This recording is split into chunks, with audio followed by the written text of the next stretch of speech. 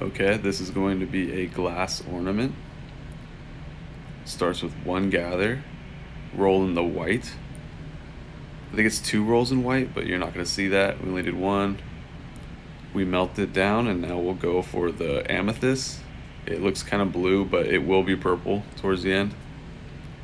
Melt that down. Our next step is going to be a marver. We're going to marve the glass off the pipe, and we're going to make a little squat cylinder. That cylinder is going to be blown. We make a bubble. With the squat cylinder, the bubble shoots towards the bottom.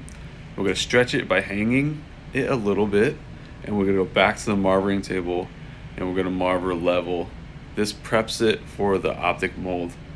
The optic mold we're using is going to be a pineapple mold. You got to be really careful. In this pineapple mold, if you go in there too hot, you will get stuck, and it's a pain to clean. So try not to get stuck, and don't go in there too hot. You get a medium heat after that pineapple mold, because if you get it too hot, it will melt those ridges away. We're going for a jack line, and then your initial burst of air to fill up that ornament, and then afterwards your air is going to be pretty consistent. You don't have to blow really hard. We're going to put a jack line in, and we're pulling against the ornament away from the moil. This keeps it kind of round, but you're going to end up with this kind of janky neck, but it's okay because that neck's going to break off at the jack line. It won't be on the ornament.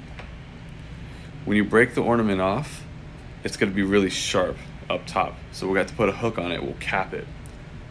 When you have that clear and you're going for the cap, make sure you compress that clear all the way around the sharp part of the hole that we just broke off.